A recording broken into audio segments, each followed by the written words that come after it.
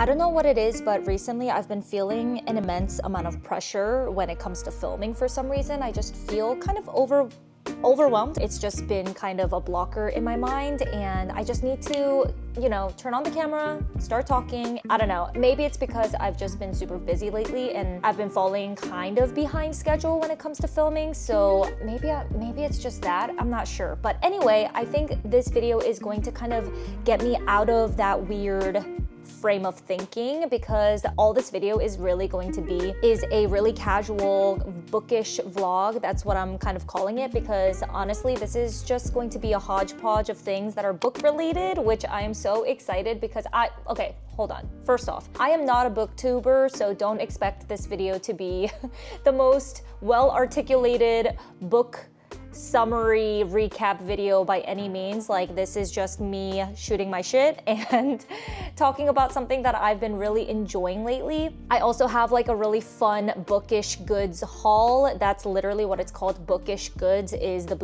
online boutique that I found through Instagram, obviously. I placed an order, got some really fun apparel, and yeah, just super excited to talk about all things books. So if you are also a book bestie, you are in the right place. I feel like I'm going to try to incorporate more book content into my YouTube channel moving forward. I'm definitely not going to bombard you guys with only book content, but I do want to start incorporating more of myself, like me, what I like to do. I feel like I've been kind of taking a step back when it comes to vlogging, so I just feel like I want to reconnect with you guys in some capacity and start vlogging more and just showing you more of my true like day-to-day life. I hope you enjoyed this. I know this is very different, and like I said, I am definitely not proclaiming myself as a booktuber by any means. I do not read like 200 books in a year. I just don't have capacity or the time for that in my life currently, but I've been actively trying to just like read more because I have been obsessed with reading just as a hobby, for fun. It's like my number one source of entertainment these days. I would rather read a book than watch a TV show or a movie, which is wild. Who am I? I never thought that I would be here, to be honest, because after so many years of being in grade school, like high school, college, and reading by obligation and being forced to read books that you frankly aren't interested in, I feel like it's just such a huge step as an adult to rediscover your love for books in a leisurely type of way. So anyway, that was a really long intro, but if you're new here, hello and welcome. My name is Amy. Thank you so much for hanging out with me today. So yeah, let's go ahead and get right into it. I think I'm gonna just talk about my recap of all the books that I've read so far this summer, because I read 10 books. That's a lot of books for me. Just for comparison, last year I read 10 books in the entire year. So this is a real big step up for me. So I read 10 books in the past, couple months since July. I'll go ahead and talk about all the books that I read. I do have a couple of other books that I do want to read and finish before the summer ends, so I'll get into that as well, and then we will talk about my fall TBR, because I am so excited about all the books that I'm planning on reading for the fall, all the cozy books and digging back into fantasy, more romance, thrillers, because Halloween is around the corner. I say around the corner, but we're still 3 months away. You know what I'm saying. We're always looking forward to the spooky season. But before I get into all of that, I want to start off with my Bookish Goods haul. I'll go ahead and link everything that I mentioned in today's video down in the description bar and the pinned comment as well, so you can have easy access and reference to those. I don't really know what inspired me to purchase these sweatshirts and t-shirts, but I think it's because I've been watching a lot of booktubers and they always have really cute t-shirts and just tops that have a book related thing on them. First things first, if you haven't heard of the Bookish Goods, it is an online only, I believe, boutique. They sell so many cute sweatshirts, tops, tanks, like coffee mugs, stickers, bookmarks, all of those types of things. It's really fun. The first thing is the one that I'm wearing right now, and it is so dang adorable. If you can see, there is an embroidery in the middle and it says read books, drink coffee, and then a really cute little drawing, or not drawing, but embroidery of like books with a little coffee mug on the side. It's so cute. And I actually really love embroidered shirts. Oh my gosh, it's so hard to say that for some reason, because the print doesn't fade or crack or anything like that, and they just last a little bit longer and they're better qualities. Who doesn't love an oversized t-shirt? So I got this in a medium. It fits really nice on me. It's not super boxy or anything. It does have good length on it, so it does cover my bum if I want to wear it with biker shorts or something like that. The other shirt that I actually got, oh my gosh, if you guys are a fan of Fourth Wing, you guys will know what this is about. I got this shirt and it says, it's another embroidered shirt and it's kind of in this faded black color. I got it also in a size medium and it has Valeris on it. Oh my gosh. I'm literally obsessed with this. I think it looks so cute. If you know, you know. You know what I'm saying? Valeris, always. I also got a sweatshirt that is embroidered with the letters or the term bookish on it because I thought it was very cute. Inside, it's kind of like a terry cloth material, which is nice. I really love the color of this. It gives me fall. Oh my gosh, fall vibes all the way.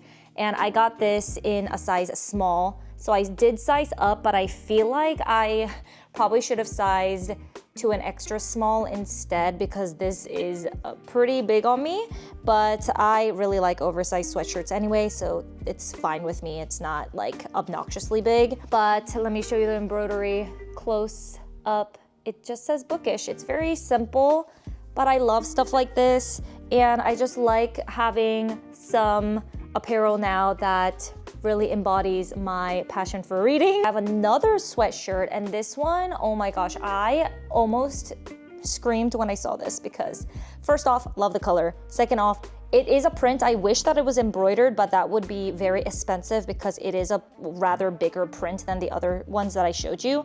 So I'm okay with it being printed, but oh my gosh. Okay, so this has sentimental meaning to me because growing up, I watched the movie You've Got Mail with my mom all the time. And when I saw this quote on this shirt, I freaked out. Look at this. It says, "The shop around the corner," with little daisies on them. I'm a huge fan of green, and it just feels really soft and comfortable. This one actually feels a little bit more soft to the touch than the other sweatshirt. But yeah, super excited to have this. If you guys don't know, I also have a tattoo that is inspired from this movie. So yeah, I'm just so glad that I found this. I have two daisies like on my rib cage. It is so stinking cute, and it's gonna bring me so much happiness when I wear that. All cozied up under a blanket with Romper, my dog, on my lap and reading my Kindle. That is like the best ever, with a cup of coffee or hot cocoa in the fall. So that's like my vision. Last but not least, and this might be one of the most exciting things from this haul, from this mini bookish haul. So I got a belt bag that fits my Kindle Oasis. I got targeted on Instagram again, and this is the brand Hello Cleo. And I also bought some enamel pins to put on my belt bag as well. So you can see how these are so stinking cute. I have this one right here, a little ghost. This one was given to me as like a freebie with purchase. This one says enemies to lovers. Oh, it was upside down, but yeah, now you can kind of see it. So there you go. It says enemies to lovers. The reason why I got this was because all of my belt bags, I love using them during travel, especially when I go to the airport and I just need things to be easy access and convenient. I got this one obviously because the size is slightly bigger to fit my Kindle Oasis. If you don't know, the Kindle Oasis is slightly wider than the Paperwhite. It's kind of hard to find a belt bag that fits your Oasis model. So I was very intrigued when I saw the ad and they were able to fit the Oasis in here, and I'm glad that I bought it. It has an outer pocket right here. It has so many different compartments, and it also comes with this like little pouch for your AirPods or little thingamajigs. I thought this would be really good for travel because you can place your passport and your Kindle and your phone, and you still have room for a wallet, all of your essentials. So the innermost pocket, the closest to your body, is supposed to be for your Kindle. It's also padded, which is nice.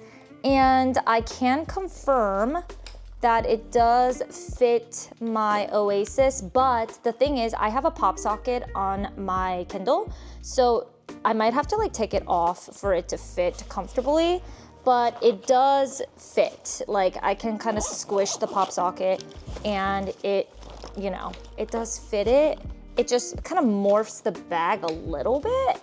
And also I think it's because I have a case on my Kindle that it's also kind of making it a little bigger than it usually is, but it does fit. They have obviously a belt around it, you can adjust it, and it also comes in 2 choices in length. So if you are taller, then you can pick a belt like strap that's a little bit longer, so that's a plus. This is in the color Iced Coffee, which was my favorite. I think it's like the perfect shade of pinky beige, so I feel like it goes with every single outfit. Now let's talk about my summer reading recap, and I just want to show you, if you haven't seen my Kindle yet, I show it in like all the videos that I mention my Kindle, how cute all these stickers are, because I'm just like obsessed.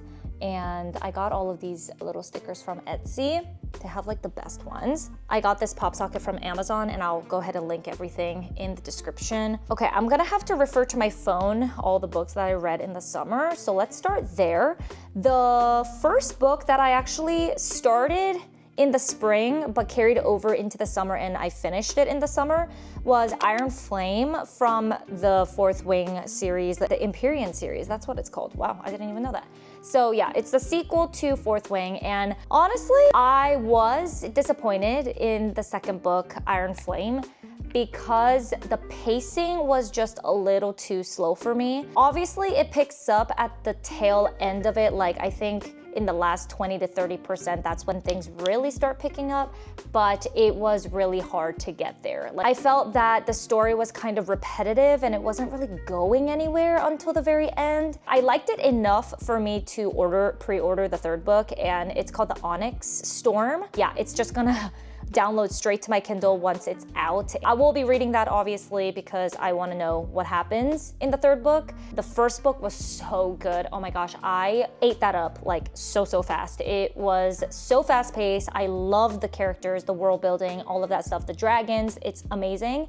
And it was action packed, it was unpredictable. I really loved the first book, but the second book just didn't quite get there for me. But hopefully the third book will be redemption, and I'll enjoy that more than the second book. I don't know how many books are going to be in the entire series, to be honest with you. I need to look that up, but hopefully, I don't know, hopefully it ends as a trilogy, because I don't really love book series that are super long. I mean, the longest book series that I've ever read was A Court of Thorns and Roses, and that one took me a pretty long time to finish. I loved it, don't get me wrong, I love that series. Will forever recommend that to everyone, but just like shorter book series, just as a general thing, like preference. It's going to be a pretty tough challenge for me to get through Throne of Glass, that series by Sarah J. Maas, because I'm going to start that, I think, in the winter. That's what I'm trying to plan. There are 8 books in that series, and it is very overwhelming and intimidating for me. It's such a long series. I heard that it goes by super fast, and it's like everyone raves about those books. Hopefully I feel the same way. There's just so much hype around it that I'm a little nervous, but it is on my reading list for the winter. Anyway, moving on. Let's go to the next book that I finished, and I am going in chronological order from like the beginning to now of summer. After reading Iron Flame, I just needed like a quick palate cleanser, because like I said, that book was just so drawn out and it took me forever to really get into, that I just wanted to read something super fast-paced and exhilarating. So I picked up a thriller that a lot of people have already read, and my friend raved about this book too, and it's called The Housemaid by Frida McFadden. I kid you not, I read this book in 2 days.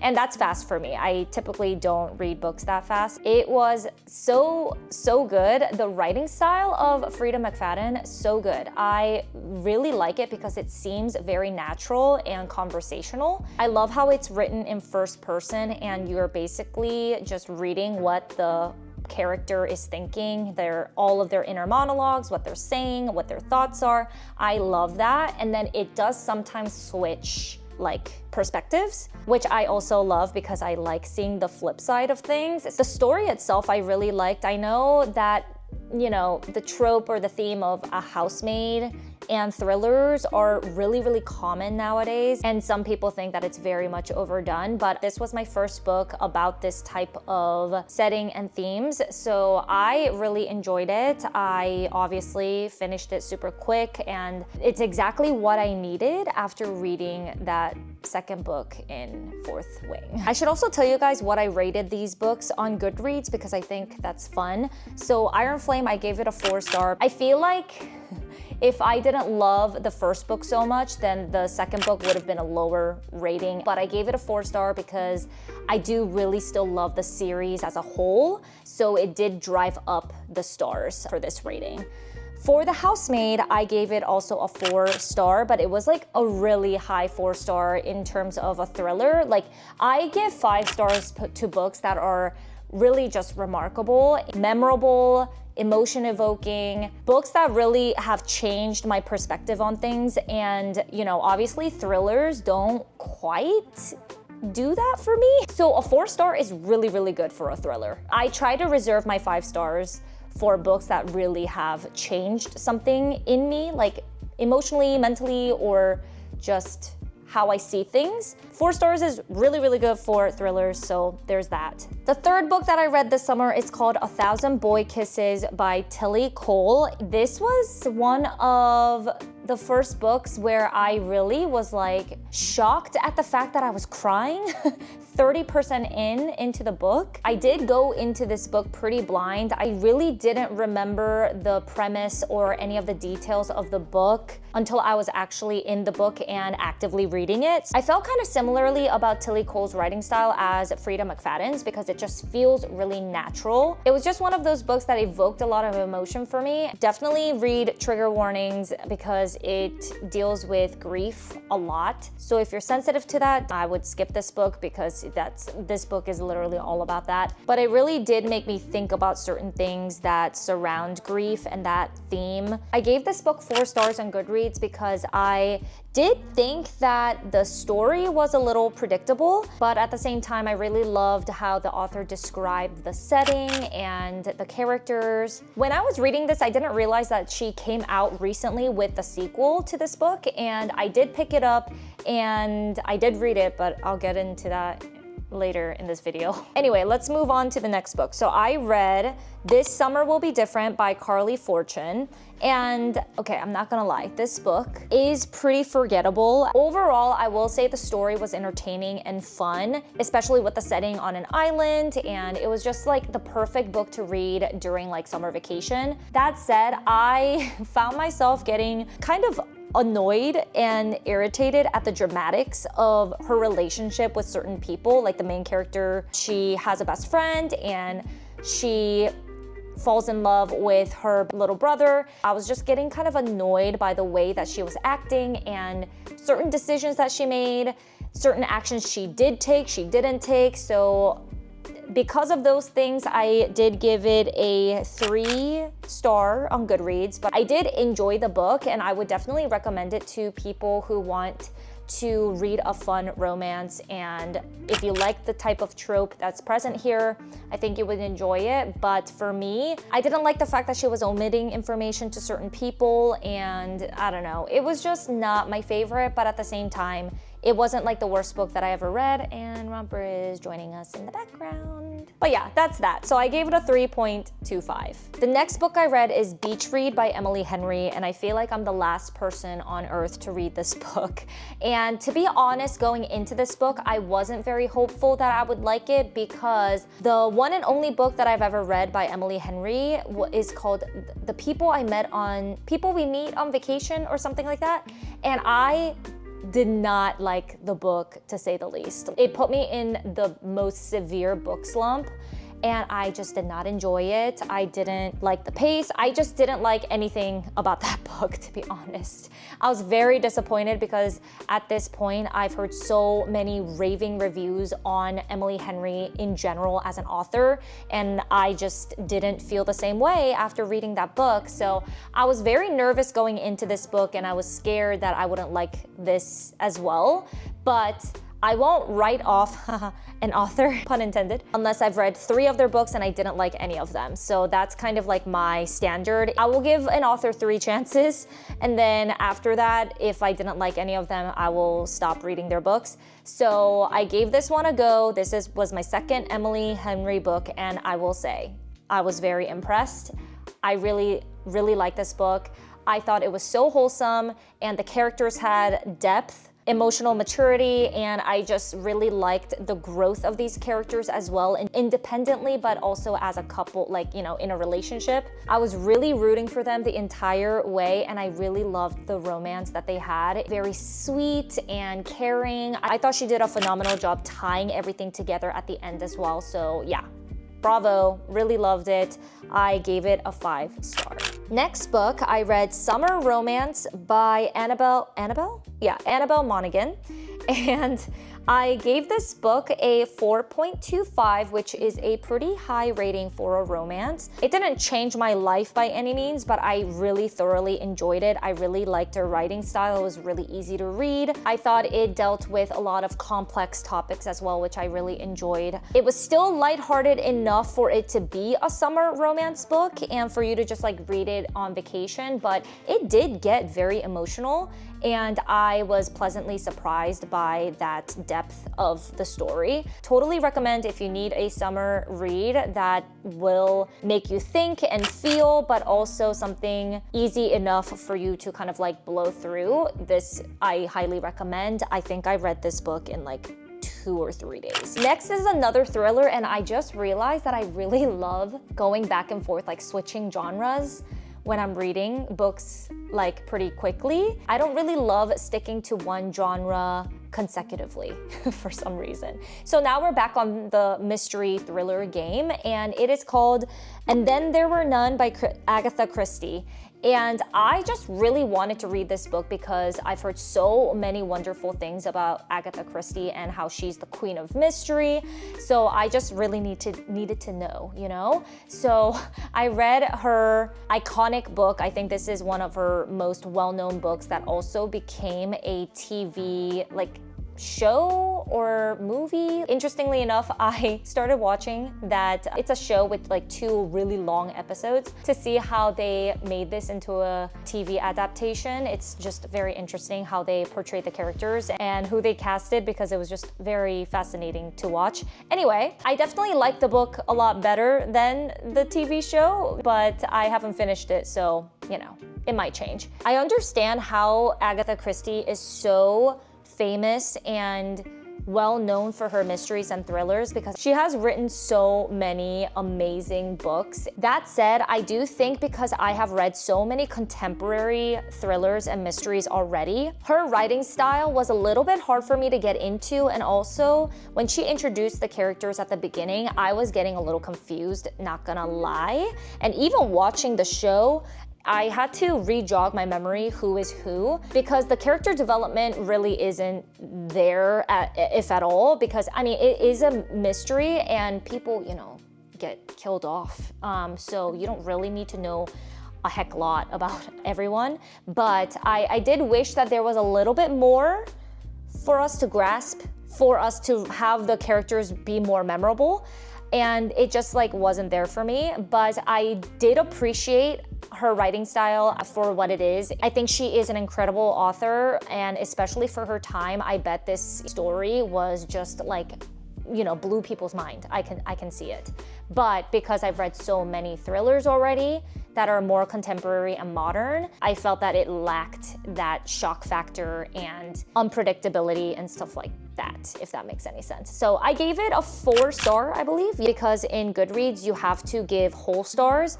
If I were to be able to like split up the stars, I would have given it a 3.75. Next book is an Abby Jimenez book, and I love her so much. And I've only read one book by her, but I'm sure all of her other work is crazy good too. I read Part of Your World, which is the first book within that kind of series. There's 3 books in this collection. Apparently you don't really need to read them in order because they are all isolated stories, but there is character overlap, so it does kind of make sense to read it in order, which is what I'm doing. So that's the first book in the collection, and I absolutely loved it. I gave it 5 stars, and I still think about this book.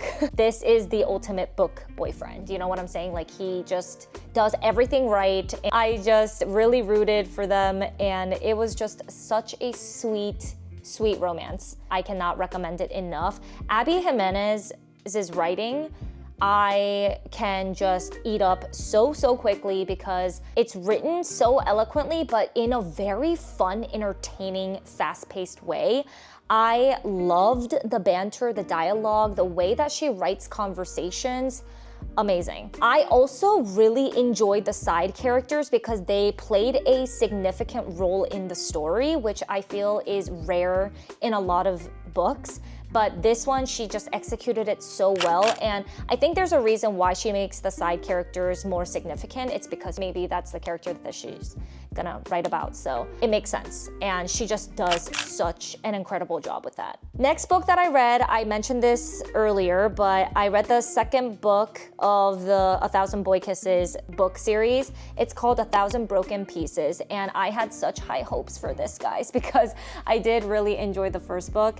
But unfortunately, it did not meet my expectations. I gave it a 3-star. A 3-star rating is still pretty good. It just means that it could have been a lot better, but I would still recommend it to people who want to read that sort of thing, you know, that theme, or to continue the journey of the first book. I just thought the pace was so slow. It was like agonizingly slow.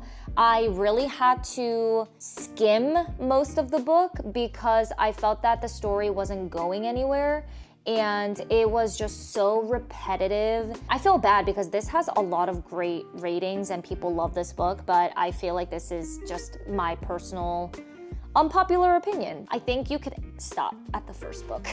I feel like that's how I felt about It Starts With Us. It's the second book of Colleen Hoover's book series for It Ends With Us. And I just didn't really love that book as much either. The sequel just usually isn't better than the first book. And this is definitely part of that as well. I know I didn't give it the best rating, but that said, I think the book itself is really beautiful. It deals with a lot of tough topics. So there's that. This is the latest book that I've completed, and it's the second book in the Housemaid series by Frida McFadden. It's called The Housemaid's Secret. I know a lot of people didn't like the second book, nor the third book. It's funny because I'm actually reading the third book right now. It's called The Housemaid is Watching. And I just wanted to finish the series because I'm just that type of person. I need to finish the entire collection. I will share my thoughts about the third book in a little bit, but the second one, The Housemaid's Secret, I really liked it. I know a lot of people didn't, but I really enjoyed it. I thought the story was different enough. I definitely felt my heart pace quicker when I got to the end of the book. I was like really curious about like how things were gonna end. I will say it was a little predictable. Like, I would say this was more predictable than the first book, but regardless, I thought it was really well executed, and it was different enough where I didn't feel like it was repetitive or redundant. I also did appreciate the little bit of romance that we got between some of the characters. I gave this one a 4.25 rating because it did keep me at the edge of my seat for almost the entire time. We are now finally caught up to current times, and I am reading The Housemaid is Watching, like I said, by Frida McFadden, and I'm 40% in, and I will say I'm not enjoying the story as much as I did the other 2 books. It's not like a pace problem. I think the pace is fine. I'm just not enjoying the characters as much. I mean, we still follow the main character. It's the same person, but I don't like the other antagonistic characters. yeah, I'm just not enjoying it. I don't want to say too much and give something away. I have no idea where it's going, so that's a good sign because I want to feel kind of confused at the beginning of a thriller. That's like the fun part of it. You have to kind of decode what's happening and make your own assumptions and judgment call. But yeah, so far it's okay.